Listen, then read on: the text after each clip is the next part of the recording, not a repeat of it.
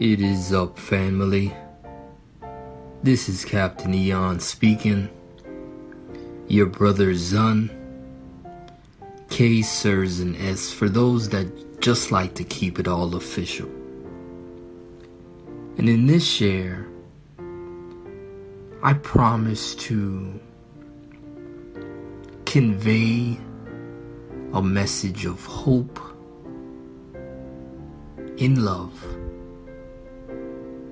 for the glory of Jesus Christ. A few days ago, I visited the grocery store,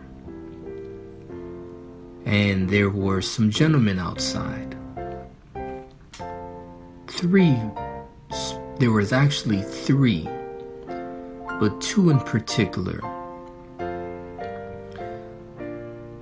When I was walking up, I saw the gentleman, he was in the corner.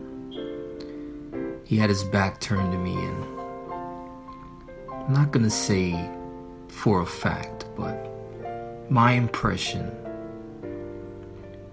my thoughts, my ideas, simply from a standpoint of being in a similar situation, my feelings are he was on some sort of powder. For what it looked like when I was walking up, he had his back turned to me. Well, first he was facing me, and then as I got closer, he turned his back and I saw him kind of cleaning his nose. Again, I'm very familiar with this sort of prep work. And he turned around and he asked me for $1, and I brushed him aside. As I continued walking into the store, there was another gentleman, and he was sitting on the floor right by the entrance. And as I was going in, he turned and also asked for $1. Again, I just kind of brushed him away. No, I can't help you, and went in. Almost immediately after I went in, I'm back to the constant conversation between my Lord and I, and just, asking if I handled it right, and not feeling like I did, feeling like I could have done more, or did what I did in a different way. And it's interesting because in that very same location, I frequented it weekly. And not to get into all the details, but it was really at a low point. And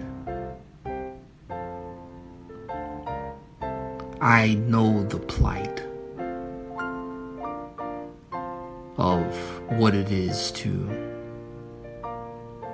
be in a place of poverty on every level. Naturally, spiritually, emotionally, mentally.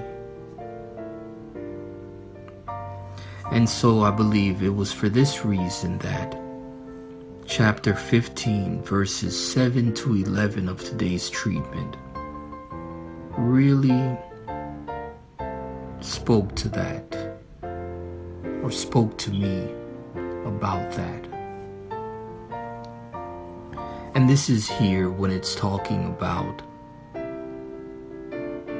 no one being poor. There really wasn't any social classes between the people. It was really the people and the priesthood. Everyone was on an equal plane. And I see this same idea, or, way that God structures his body, carrying over into the New Testament.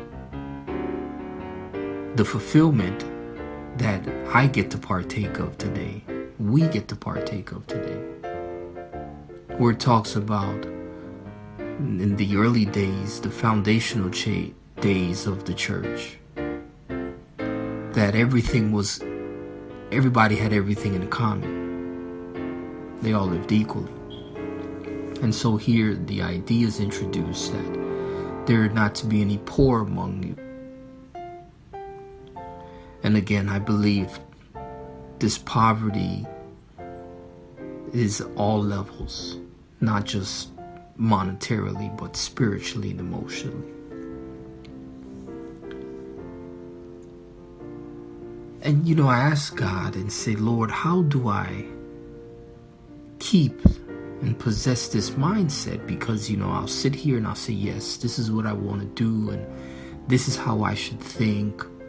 But yet when the moment arises, I tend to do what I don't want to do. I tend to continue in the same cycle of poverty. And only Jesus can help me with that. But here I'm reminded that by giving without grudge, remembering, such am I, but for the grace of God. The only thing that really brings value, in my opinion at least, is the eternal riches of heaven that God bestowed upon mankind through the gift of His Son, revealing His face. That's the only thing that's worthwhile. And so if I remember that, Lord, help me to remember that.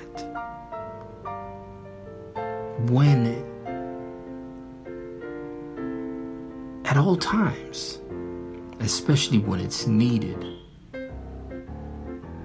For I believe that in remembering my low estate, which I believe is to be poor in spirit, I can do my part to obey God's command